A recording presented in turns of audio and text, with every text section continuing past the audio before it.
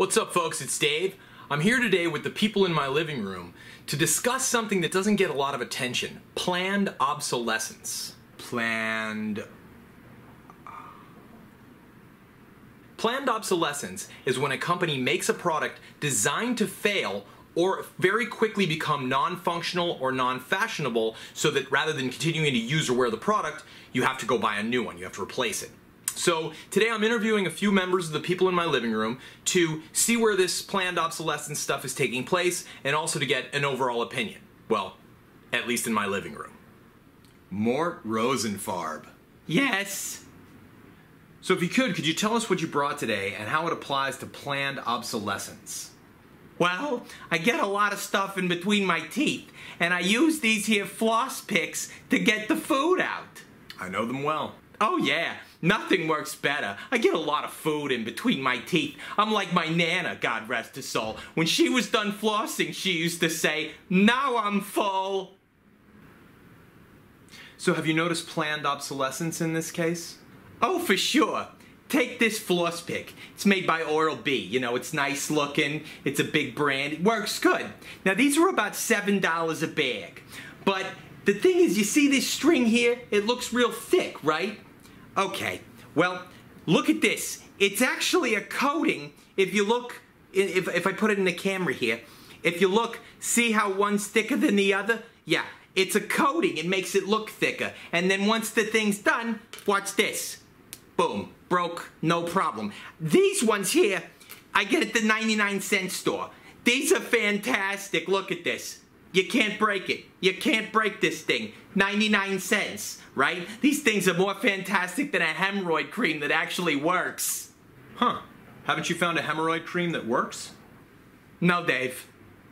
Not for my hemorrhoids. Okay, well thanks, Mort. I appreciate you coming down. No problem.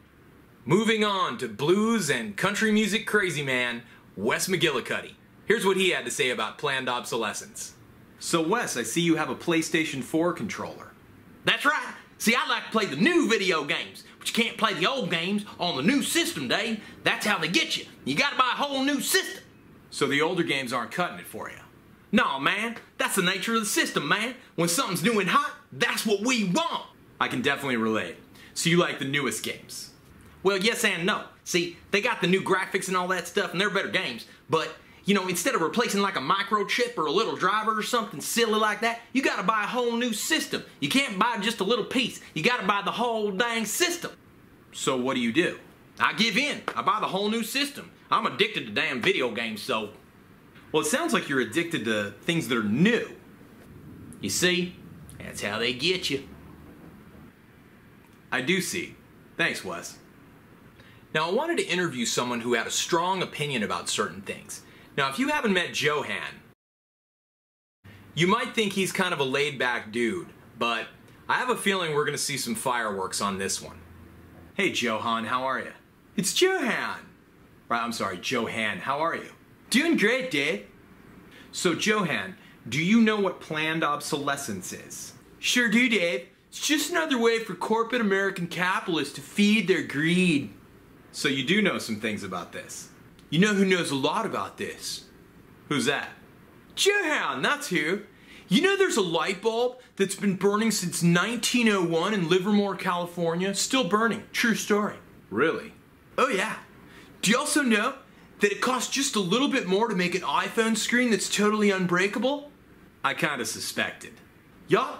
So you break the glass, you gotta come in for a whole new phone, and then they can upgrade you to a whole new plan because you don't want to spend the money on the whole new phone. Huh. Oh yeah. In fact, if someone comes up with an idea that works better or a tool that lasts longer, big government, big industry, big pharmacy just smashes it. So inventors and creators are squelched if they come up with something that might hurt a big company's sales? Oh, don't even get me started on what they do to inventors. Okay, we won't. So, in a word, how do you summarize planned obsolescence? Honestly, Dave, I think it's fucked. Actually, we don't allow cursing on the show. I'm gonna have to edit that out. I didn't say a curse word, Dave. I said fucked. F-A-W-K-E-D. Fucked. It means messed up. Okay, I'll let that one slide. We respected Johan's wishes to not get started on inventors, and decided to move on to known Jewish Goomba, Mari Goldstein DiNuccio, who had a totally different take on all of this. So Maury, Yeah. do you know what planned obsolescence is? Of course. And how do you feel about it?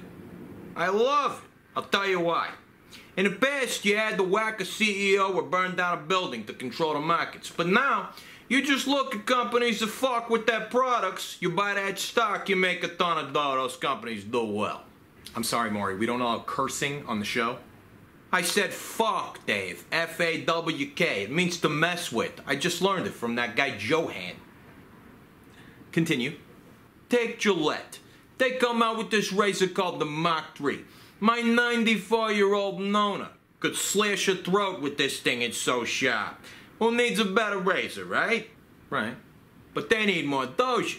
So they introduce a new blade called the Gillette Fusion. But what they don't tell you is the old Mach 3 blades, they start dulling them, making them dull, to give you the illusion that the Fusion is the sharper blade on the market. So what do? You go out and you buy the Fusion. You say these Mach 3s aren't as good as the Fusion, so what do? You buy the Fusion.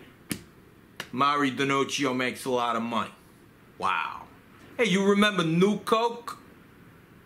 It was just a ploy to flip out real sugar with the high fructose corn syrup, eh? And then they called it Coke Classic.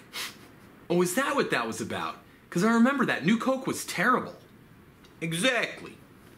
And you're okay with this? Okay. Dave, do you know how much money I made in Coca-Cola stock? And I didn't have to whack nobody to do it. Which is kind of bittersweet. Okay. Well, thank you, Maury, for coming. Anytime, Dave. I love you. That's very relieving to know.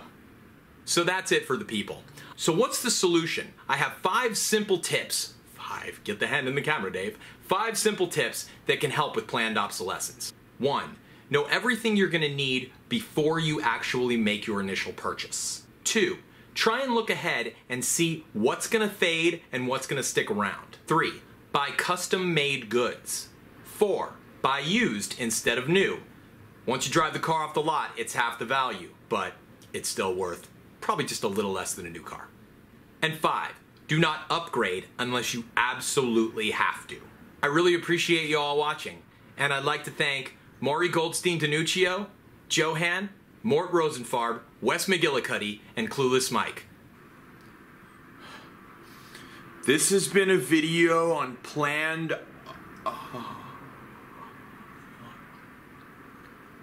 Please share.